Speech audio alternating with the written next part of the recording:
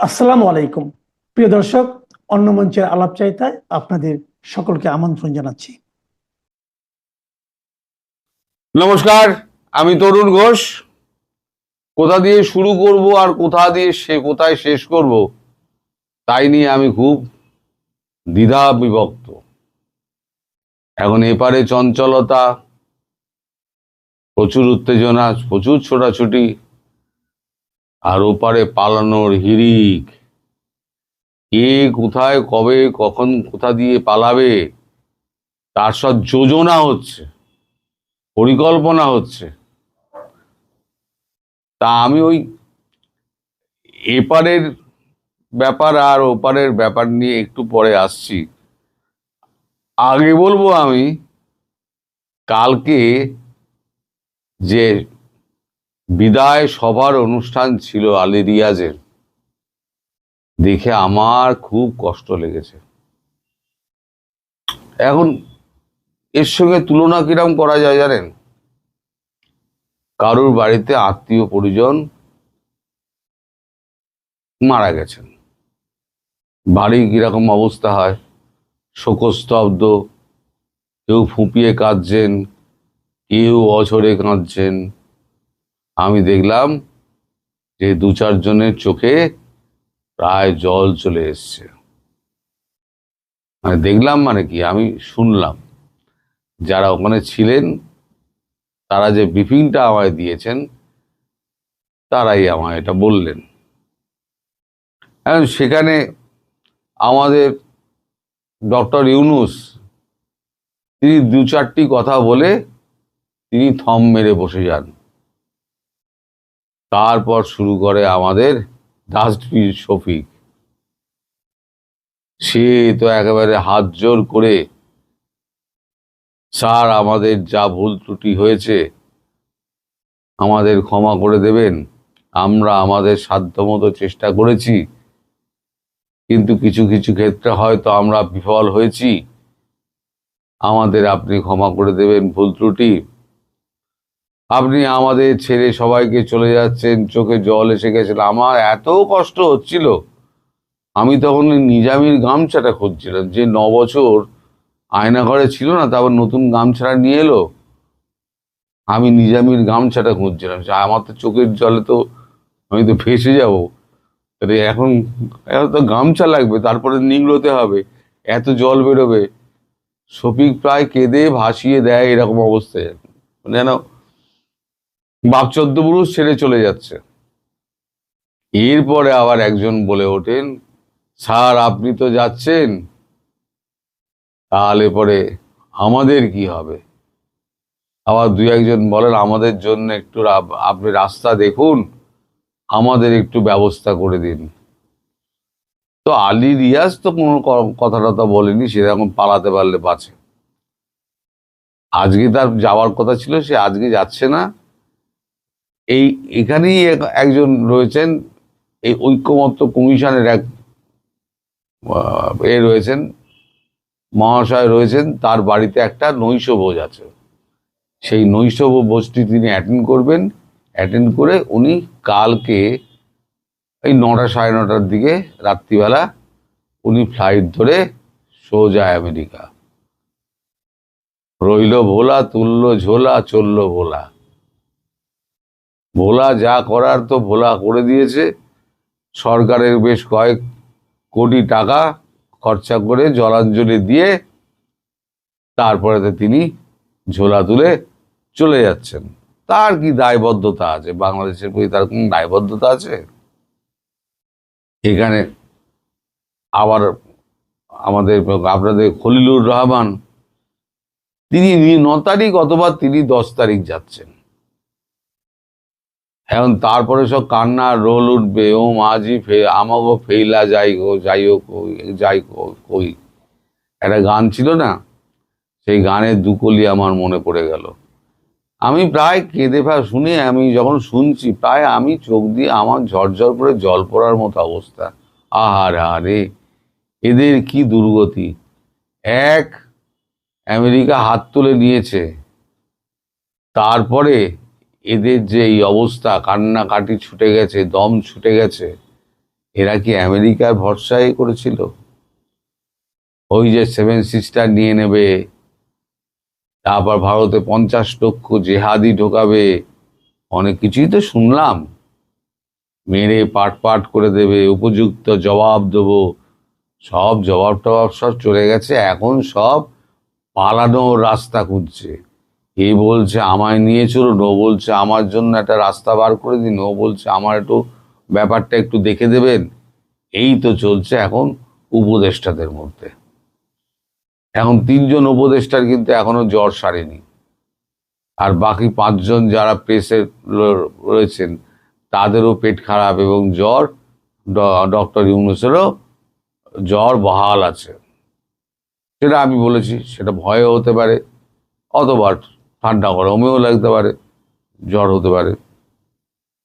আজকে সকালে আবার একটা বৈঠক ছিল, ব্রিফিং করার কথা ছিল, সেটা হচ্ছে আমাদের ডক্টর ইউনূসের।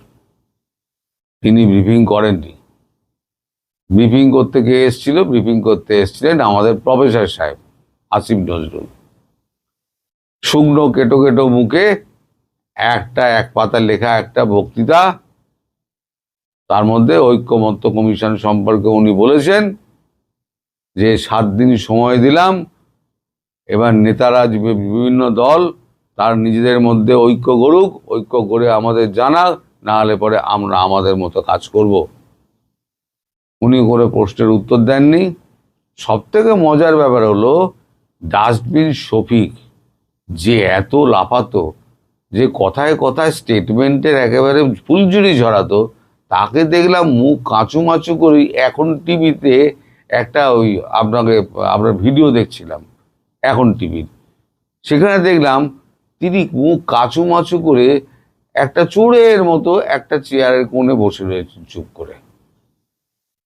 তার এই অবস্থা দেখে আমি বুঝলাম যে তিনি বেশ ভয়ের মধ্যে রয়েছেন। তার মুখ দিয়ে রাগ কাটছেন না তিনি। গতকালকের ওই কান্নার রোল তার ভেতরে দমকে দমকে হয়তো উঠছে। তা ভাবছেন যে আমি কি পাপ করেছিলাম, যা যে সে আমি এই খানাগুলো পড়লাম। আমি এসে আজকে আমার আমও গেছে, আমার ছালাও গেছে, না থাকতে পারবো বিদেশে, না থাকতে পারবো দেশে। বিদেশে থাকলে কি হবে? আমি বলেছিলাম পৃথিবী আপনাদের কাছে ছোট হয়ে আসবে, ছোট হয়ে আসছে। আমার কথা তখন অনেকে তেতো লেগেছিল, সবাই বলেছিল গুজববাজ। এখন দেখুন যেখানে যেখানে ডক্টর গিয়েছেন, আমাদের ইউনূস গিয়েছেন, সেখানে সেখানে বিপদের মধ্যে পড়েছেন। তিনি নয় কোনো মতে বেঁচে বেরিয়েছেন। কিন্তু শফিক টপিকের কি হবে? একবার শফিককেও দেখেছিলাম, যে শফিকের কি হাল হয়েছিল। ওরা যেখানেই যাক, পৃথিবীর যে প্রান্তে যাবে, আমি বলেছিলাম না, সেই প্রান্তে আওয়ামী লীগ এদেরকে তাড়া করবে, এদেরকে ছেড়ে কথা বলবে না। এই গেল তো দুটো। আজকে আর আমাদের ডক্টর ইউনূস কিন্তু আর সামনে টামনে আসেননি। তার বোধহয় কাঁপুনি একটু বেশিই দিচ্ছে, কারণ খবরের কাগজে বেরিয়েছে যে এপারে খুব রকম জবরদস্ত সমস্ত তোলপাড় হচ্ছে। এটা খবরের কাগজে বেরিয়েছে। আমি যে কপিটা আজকে সকালবেলা এই যে পোস্টটা আপনাদের দিয়েছি, সেই পোস্টটা খবরের কাগজেও বেরিয়েছে। আমার এটাই তো তোলা যায় না, ফলে আমি দেখাতে পারি না। এখন গতকাল কি হয়েছে? গতকালকে আমাদের নরেন্দ্র মোদী 6 তারিখে, আপনারা জানেন 6 তারিখে হচ্ছে বিহার নির্বাচন, লোকসভা নির্বাচন। তা বিহারের যতগুলো সিট আছে ততগুলো সিটেই বিজেপি জোট প্রার্থী দিয়েছে। ইন্ডিয়ার মধ্যে রয়েছে আমাদের নীতিশ কুমার এবং বিজেপি মিলে বিভিন্ন জায়গায় প্রার্থী দিয়েছে। সেই সমস্ত জায়গায় সভাগুলো 2-3 দিনের মধ্যে শেষ করতে হবে। মানে আজকে হলো গিয়ে 3 তারিখ, আজকের মধ্যে শেষ করতে হবে।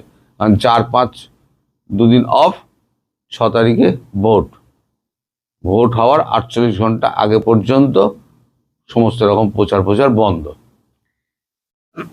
তার অবর্তমানে যে চার্জ দেওয়া আছে সেটা হচ্ছে ডক্টর জয়শঙ্কর, রাজনাথ সিং, অজিত দোভাল এবং অমিত শাহের ওপরে। কালকে রাত্রি 1:30 অবধি আমি জেগেছিলাম এবং প্রচুর তৎপরতা দেখেছি যে আমাদের বিভিন্ন আমলা, তারপর সেনাবাহিনীর লোকজন এবং বিভিন্ন এজেন্সির কর্তারা, তারা খুব দৌড়ঝাঁপ করছেন। সাউথ ব্লক নর্থ ব্লকে খুব দৌড়ঝাঁপ করছেন, কারণ দুজন দুদিকে বসেন। অমিত শাহ বসেন নর্থ ব্লকে আর রাজনাথ সিং বসেন সাউথ ব্লকে, আর অজিত দোভালের দুদিকেই অফিস রয়েছে। জয়শঙ্করজি বসেন নর্থ ব্লকে। তো এদের নর্থ ব্লক সাউথ ব্লক এই সমস্ত করতে হচ্ছে। তারপরেতে রাত্রিবেলা আমি খবর পেলাম, আজকে যেটা খবর পেলাম, রাত্রিবেলাতে একটা জয়েন্ট কনফারেন্স, একটা রুম একটা করা হয়েছিল, করা আছে, সেটা হচ্ছে সাউথ ব্লকে। তখন সবার নর্থ ব্লকে যারা ছিলেন তারা সব সাউথ ব্লকে চলে আসেন। সাউথ ব্লকে এসে বাকি মিটিংটা ভোরবেলা অবধি হয়। এই যে ভোরবেলা অবধি মিটিংটা হয়েছে, মিটিংয়ে কি নির্যাস না নির্যাস, কি কথাবার্তা হয়েছে, বিশ্বাস করুন আমি বিন্দুমাত্র জানতে পারিনি। আমি এখানে বড় বড় কথা বলে দেবো, তারপরে সেটা ভুল প্রমাণিত হবে, ওটা বলার তো কোনো অর্থ নেই। আমার কাছে কোনো খবর আসেনি। যদি খবর পাই তাহলে রাতের দিকে হয়তো খবর পেতে পারি, তখন আপনাদের নিশ্চয়ই আমি কালকে জানাবো। যদি পাবোই এমন কোনো কথা নেই, কারণ এই জিনিসগুলো এত গোপনীয়তার মধ্যে হয়। যেখানে একটা 6 তারিখ থেকে একটা এয়ার এক্সারসাইজ হবে, আর পাকিস্তানে একটা এয়ার এক্সারসাইজ অলরেডি চলছে। এখন পাকিস্তানের ব্যাপারে কথা হচ্ছে না বাংলাদেশের ব্যাপারে কথা হচ্ছে, সেটাও তো আমি জানি না। বলে আমি বলবোটা কি? অবশ্যই যদি পাকিস্তানের কথা হয় তাহলে পরে বাংলাদেশের কথাও আসবে, কারণ এখানে ধরা হয়েছে ত্রিশূলের দুটো ফলা, একটা হচ্ছে পূর্ব পাকিস্তান, একটা হচ্ছে পশ্চিম পাকিস্তান, আর মধ্যখানে একটা হচ্ছে অস্ত্র, যেটা বর্ম থাকে, অস্ত্র। তো ত্রিশূলের তো 3টে দিকই তো, মানে 2টো দিকই আছে, তা 2টো দিকই নিয়ে আলোচনা হওয়ার কথা। এখন দেখা যাক সে আলোচনাটা কতদূর কি হয়েছে।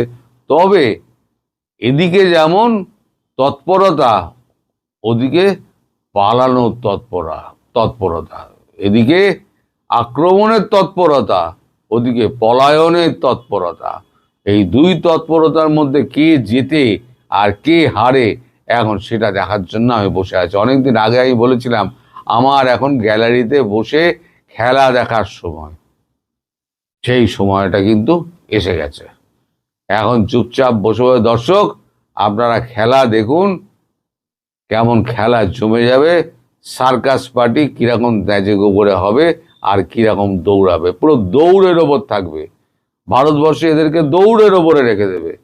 আপনারা শুধু চুপ করে ধৈর্য ধরে কটা দিন বসে থাকুন। আর শেখ হাসিনা যা বলে দিয়েছেন, তিনি ফিরবেন, খুব শীঘ্রই ফিরবেন এবং সুস্থভাবে প্রধানমন্ত্রী হিসেবেই ফিরবেন। আমি আজও বলছি উনি প্রধানমন্ত্রী হিসেবেই ফিরবেন। কি ইকুয়েশনে ফিরবেন না ফিরবেন সেটা গোপনীয়, সেটা আমি ভাঙতে পারবো না, সেটা সরকারি একটা পরিকল্পনার ব্যাপার। এটা নিয়ে আমায় অনুরোধ করবেন না, আমি বলতে পারবো না। সবাই ভালো থাকবেন, সুস্থ থাকবেন এবং সাবধানে থাকবেন। নমস্কার।